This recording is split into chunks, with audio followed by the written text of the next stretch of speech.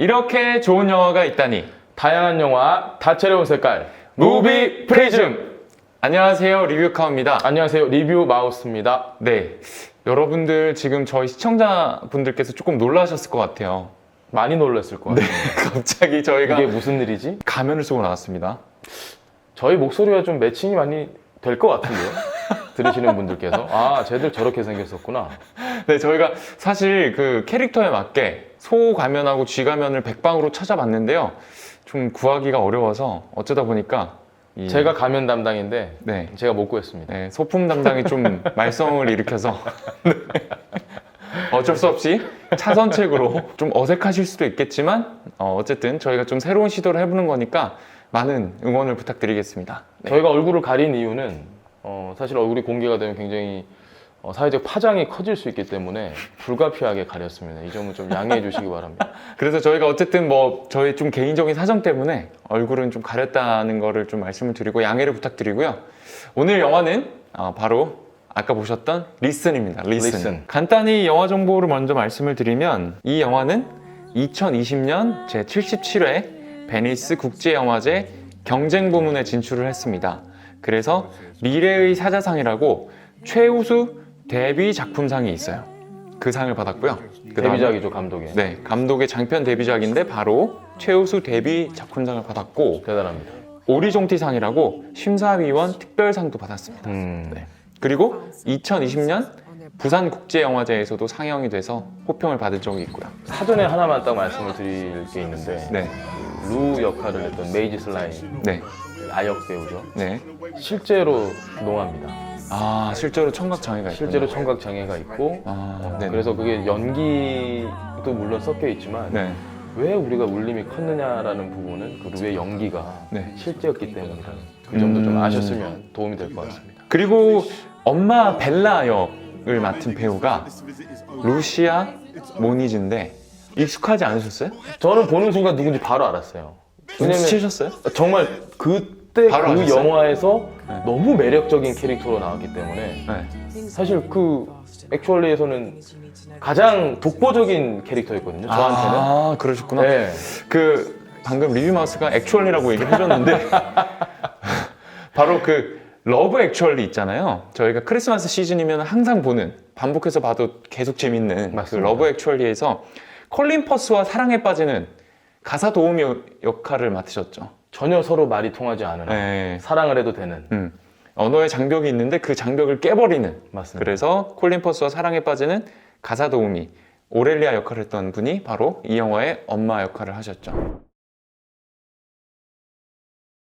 첫 번째 토크 주제는 가난한 가족 노래입니다. 예전에 그 신경림 시인이 쓰신 가난한 사랑 노래, 부제가 이웃의 한 젊은이를 위하여 라는 시가 있거든요. 예. 저는 그 시가 바로 떠오르더라고요. 네, 그래서 그게 도시 빈민에 대한 시였는데 이 가족들은 사실 굉장히 가난한 처지입니다. 찢어지게 가난합니다. 네, 그래서 영화 초반에 나오는 장면이 엄마가 슈퍼마켓에 가서 음식을 몰래 훔치기도 하고.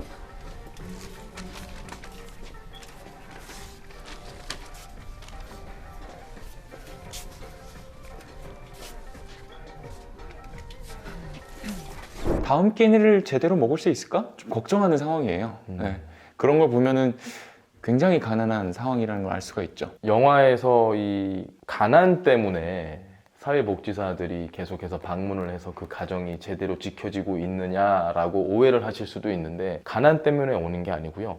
아동 학대가 의심이 되기 때문에 찾아오는 거라는 걸 꼭 알고 계셔야 됩니다. 그냥 가난해서 이민자라서 쟤네들 좀 이상한데 이렇게 해서 오는 게 아니고, 아동 학대가 의심이 되기 때문에 영국에 있는 그 사회복지사들이 찾아오고 복지국에서 방문을 한다는 것도 기억을 하시는 게 아마 영화를 보는데 도움이 되실 것 같습니다. 아동학대가 의심되는 상황이 발생하는 이유가 생각해보면 결국 가난 때문이었을 가능성이 높은 거죠. 맞습니다. 사실 네네. 분리할 수 없죠. 귀족의 집에서 누군가의 등에, 자식의 등에 멍이 있었다? 그렇게까지 할까요? 그럴 리가 없죠.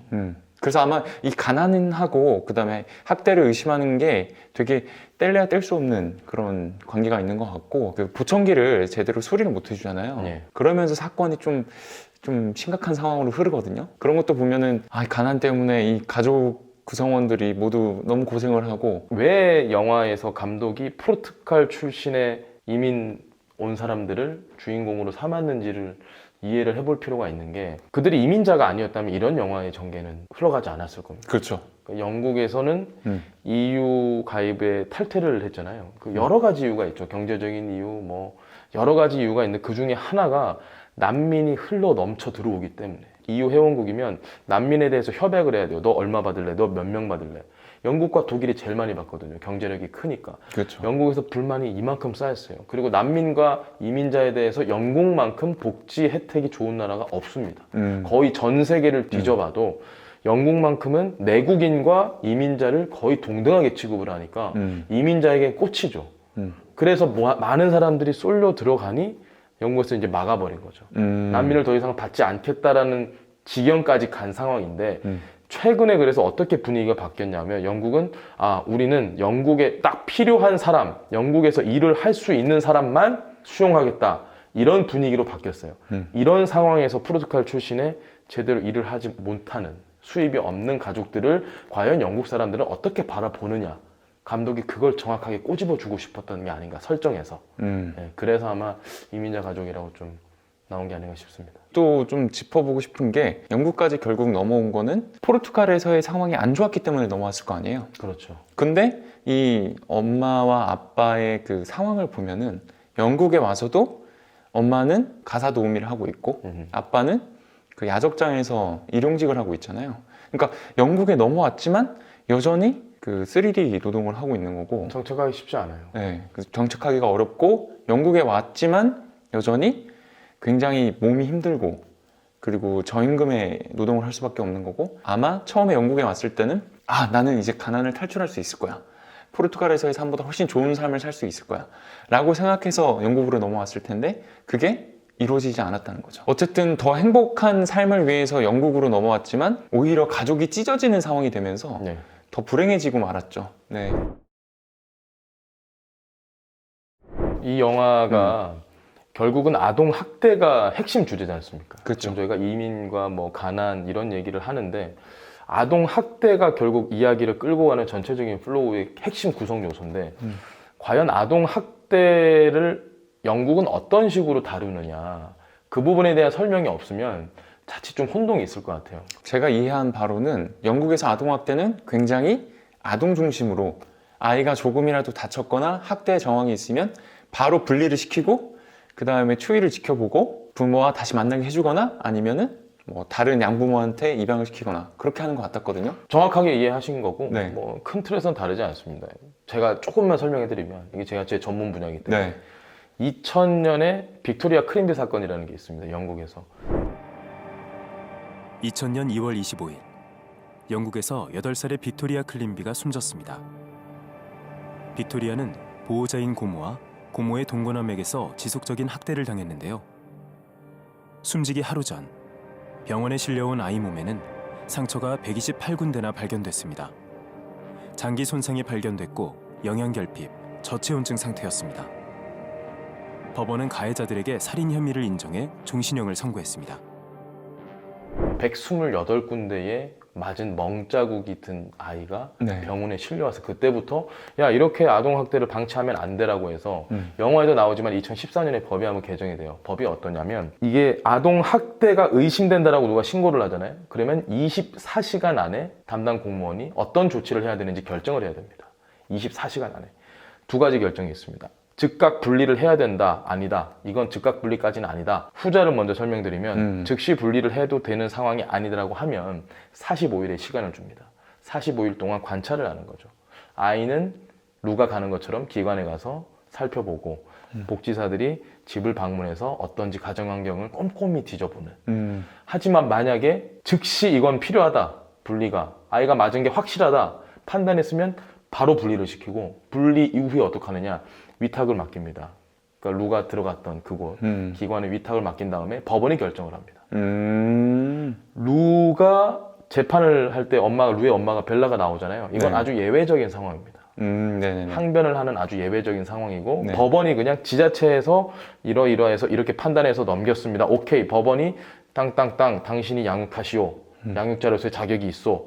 그러면 그냥 데리고 가는 거예요. 음. 아주 냉정합니다. 그러니까 우리나라 같은 경우는 이게 작년 3월에 처음 만들어졌어요. 근데 영국처럼 이렇게 즉각적으로 분리시켜서 바로 입양을 보내는 제도는 아니에요. 물론 영화에서 이 두 부모는 아동학대를 절대 하는 부모들이 아닌데 그 아동학대 의심을 받는 상황을 보면서 정인이가 너무 생각나더라고요. 그렇죠. 그래서 아마 작년 3월에 우리나라의 그 영국의 법과 비슷한 제도가 생긴 게 정인이 때문인 것 같거든요. 맞습니다. 정인 사건이 가지고 아주 큰 역할을 했는데 네, 그때 굉장히 정치권에서도 굉장히 발빠르게 움직여서 법을 제정을 했기 때문에 정인이가 생각이 계속 나더라고요. 우리나라는 아직 너무 할 일이 많아요. 왜냐하면 그 이 리슨이라는 영화 속에 나오는 담당 공무원 이런 분이 사회복지사가 아니라 담당 공무원이거든요. 가서 판단을 내려요. 여기는 즉각 분리를 해야 돼. 이런 분들이 많아야 돼요. 그렇죠. 아동학대가 얼마나 많습니까? 집안마다 가야 되는데 우리나라는 이게 500명이 채 안 돼요, 지금.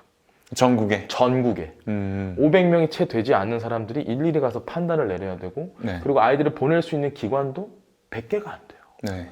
그러니까 우리는 아직 갈 길이 많이 먼 거죠. 근데 영화를 보시는 분들은 전지적 작가 시점이니까 네. 아동학대가 없었다는 것도 알고 누구보다 엄마가 딸을 얼마나 아끼고 사랑했는지 아빠가 얼마나 아들을 좋아했는지 알잖아요. 그렇죠. 하지만 내가 담당 공무원이고 내가 복지사고 내가 복지부 사람이면 복지국 사람이면 의심해야 돼요. 아동학대만큼 엄격하게 의심을 해야 되는 게 많지 않습니다. 맞아요.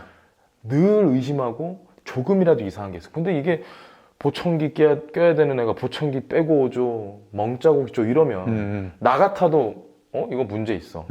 이건 분명히 아동학대 의심이 있어라고 일단 생각을 하고 들어갈 것 같아요. 그렇죠, 그렇죠. 의심을 하고 들어갈 것 같은데 그래서 그들의 그러니까 정부의 입장을 좀 생각을 해보면 전혀 이해가 안 되는 건 아닙니다. 충분히 저렇게 할 수 있고 저렇게 해야만 제2의 정인이 사건 같은 거 막을 수 있는 선제적인 대응이 가능한 거죠. 네.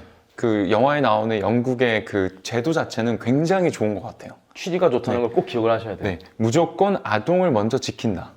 그 취지는 굉장히 공감을 과할 하고. 만큼 좀 지켜준다. 네네. 근데 그 과정에서 우리가 그 부모의 사정이라든가 아니면은 이러한 제도 하에서 어떤 부작용이 생길 수가 있는지를 또 따져볼 필요는 있다. 그래서 좋은 영화가 아닐까 싶습니다. 네네. 루에게 필요한 부모는 어떤 부모입니까? 그 친부모는 굉장히 어려운 일을 하시는 이민자이고 루는 몸이 되게 안 좋잖아요. 네. 그러면 어쩌면 굉장히 착한데 잘 사는 그런 양부모를 만나면 루가 조금 더 나은 삶을 살 수도 있지 않을까? 그 생각을 해보긴 했어요. 저는 그래도 벨라의 그 재판에서의 항변을 들어보면 그래 루를 사랑해주는 사람을 만난다고 하더라도 엄마의 사랑과는 비견할 수 없기 때문에 루가 무슨 짓을 하더라도 엄마는 안아주잖아요. 그렇죠. 이 영화를 자세히 보시면 아시겠지만 영화 마지막에 재판을 얘기할 때 수막염을 의심했다라는 얘기를 하잖아요. 벨라가. We reached out for social services help when we discovered our daughter's deafness, and instead of help, they accused us of a meningitis. We brought the doctor's declaration saying that we did give her the prescribed medicine. Now the bruises. 그러니까 이미 한 차례 아동학대 의심 신고가 있었던 걸로 저는 유추를 하거든요. 네. 그런 신고가 있었기 때문에 45일이라는 시간 동안 관찰을 당하고 있는 중이었기 때문에 더더욱 벨라가 예민하게 굴었던 거죠. 그렇죠. 그런데 멍이 난 루의 발언들, 나 넘어졌어요. 이렇게 얼버무리는 그 변명들부터 해서 잘못된 건데 벨라는 다그치다가 안아주잖아요. 아이가 놀라니까. 네. 복지국 사람들이 왔을 때도 아이들이 겁내니까 그러지 말라고 하잖아요. 그러니까 그런 걸 보면서 부모의 사랑을 대체할 수 있는 사랑이 있을까? 사실 그래서 다시 한번 혼란스러워졌어요. 이게 참. 자, 이제 그러면 명장면을 한번 살펴보겠습니다. 자, 리뷰마우스가 뽑은 명장면은 뭐죠? 제가 뽑은 명장면은 네. 벨라가 법정에서 항변할 때 나오는 바로 이 대사입니다. We were told Lou was not easily put up for adoption because of her limitation. So, Your Honor, those families that the government defends as being better options are the ones that say, we don't want that child because she's deaf. 아, 그쵸. 이 장면. 저는 저 생각을 못 했거든요. 벨라의 저 대사를 듣기 전까지. 그래, 더 나은 가정이 있을 수 있지. 근데 벨라의 말이 틀린 말이 하나도 없어요. 그쵸. 아니 더 나은 가정에 보내려고 이렇게 우리한테서 애들을 뺏어가 놓고 네. 보세요. 그렇게 나은 가정이라는 데서 누가 데리고 갑니까 우리 애? 그러니까 루가 청각장애가 있으니까 더 낫다고 한 가정들에서 안 데려가는 거죠. 싫은 거죠 청각장애인은. 그러니까 입양이라는 것도 사실은 나의 가정에서 완벽하게 갖춰진 이 틀로 들어오는 완벽한 아이를 원하는 거지. 사실 장애를 가진 아이를 누가 입양을 하려고 하겠습니까? 그러니까 어떻게 보면 그건 정말 친부모만이 그럼요. 끝까지 보살펴 줄 수가 있다는 거죠. 비교할 바가 안 된다라는 생각이 들었어요. 저는 저 근데 대사에서. 만약에 장애가 있는 아이도 입양을 해서 정말 진심으로 최선을 다해서 돌봐준다. 그런 분들은 어떻게 보면 정말 천사예요, 천사. 그런 천사가 없는 것 같아요 주변에 별로. 있기가 쉽진 않겠죠. 예. 리뷰 카우의 명장면이 궁금합니다. 네, 엄마하고 아빠가 그 복지국에 아기들을 뺏긴 다음에 둘이서 말다툼을 해요. 네, 엄마가 남편의 손길을 거부합니다. 약간 분노하면서 남편 탓을 해요.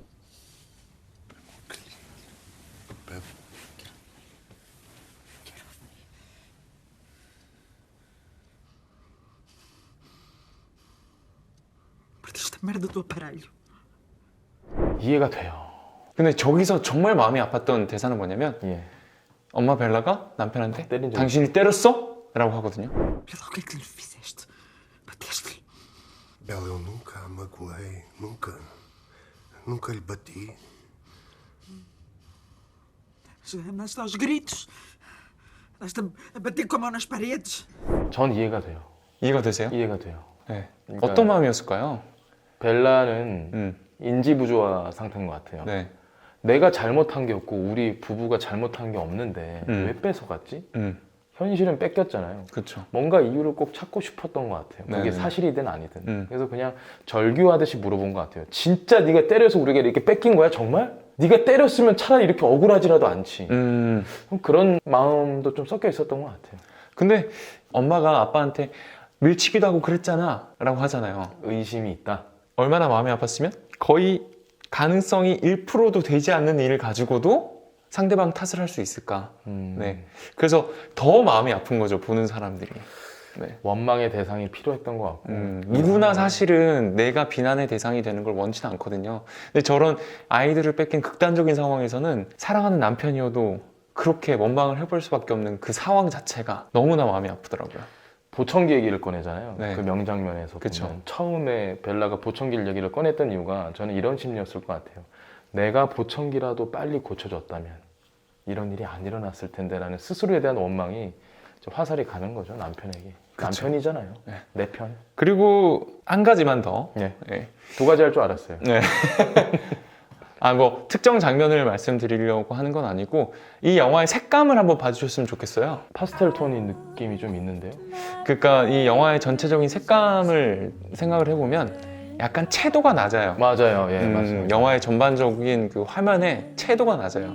그래서 저는 두 가지 생각을 했는데 영국이 해가 잘 안 나고 비가 오거나 흐린 날이 많기로 유명하잖아요. 네. 영국이라는 그 공간적 배경을 화면의 색감으로 표현한 게 아닌가 그런 생각도 해봤고 일단 채도가 낮으면 조금은 우울해 보이긴 합니다. 네. 플로리다 프로젝트 같은 경우는 되게 밝은 톤으로 오히려 찍음으로써 역설적으로 그 엄마와 딸의 불행을 보여주는데 네. 이 영화는 그런 역설적인 연출이라기보다는 가족의 상황을 굉장히 담담하게 화려하지 않은 색상으로 덤덤하게 보여주려고 했던 것 같아요. 맞아요. 네. 그래서 전 그 부분이 좀 와닿아서 또 말씀을 드렸습니다. 저는 한 장면만 더 짧게 말씀을 드리고 오늘 싶은데 뭐 역시 새길 줄 알았어요. 네.